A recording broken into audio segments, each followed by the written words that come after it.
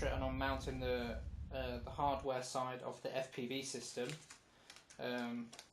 including the minimum OSD, the video switcher, and the final cabling. I've also made myself a small power filter.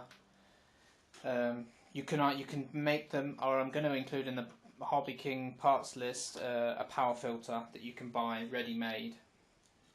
They only cost a couple of dollars. I've made mine because I forgot to order it, basically. I'm going to start with the mini OSD.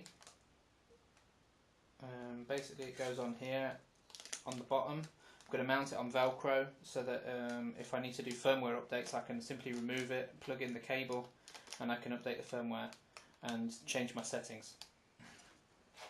Right, I'm gonna start with the mini OSD.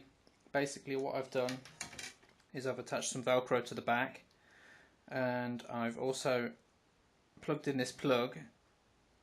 Make note of how it's actually plugged in. Basically you have the reset button on this side, and where the reset button is you have two empty pins, because not all the pins are used on the mini OSD. It just needs to have the RX pin to receive the information from the Mavlink. I've also bent the pins up slightly so that they can go over the brushless gimbal controller, and that's going to sit in there like that, parallel to that edge roughly, kind of like that. Like I say, it's on Velcro so that it's easily removable, so that we can update the firmware later on, because the pins are actually facing into the copter. Once it's fitted, it's going to be quite hard to, if that's fixed on double-sided tape, to update the firmware. Like I say, this video switcher is an optional part. You don't need to have it, but I want to be able to switch between my GoPro and my FPV camera. It comes with instruction manual. I would suggest you read through that and wire it up accordingly. I'm going to do that now. I've also got this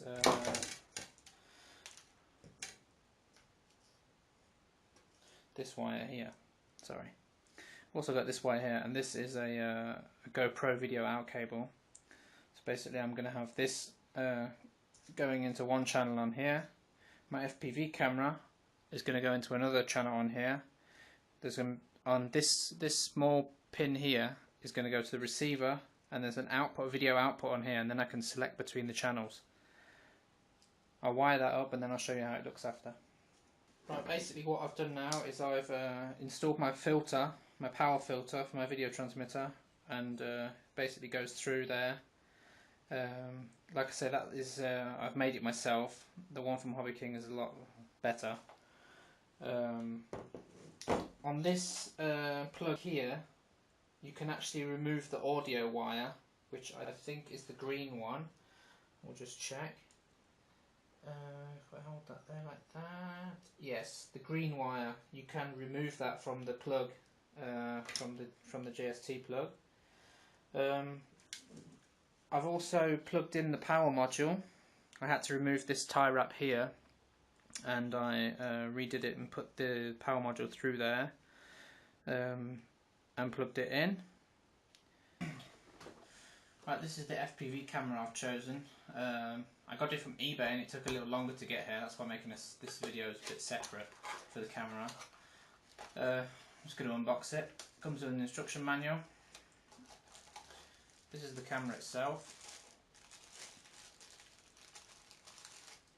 I'll just show you that. You need to have a camera that you can remove the outer ring and make it smaller. The exact dimensions I will write on the video. That's just packaging. You get these cables with it. This cable here plugs into the camera, and the other end you've got another servo connector for voltage and video, and then you get another one to solder yourself if you want to. you get this cable as well, which I think is for connecting to a TV, I'm not sure, but I won't be using that.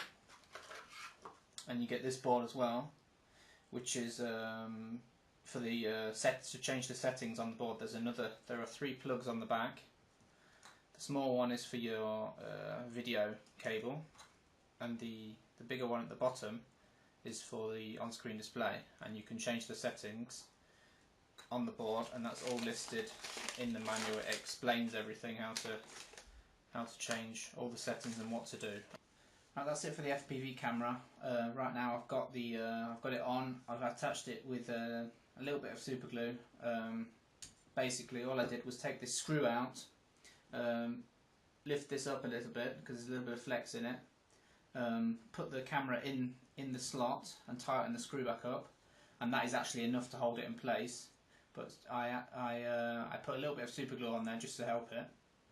I also covered the camera in liquid tape because it's a bit exposed at the front here, and when if I land in grass, long wet grass or something like that, that's obviously going to be exposed, and I didn't want the moisture getting on that and damaging it for something that's so silly like that.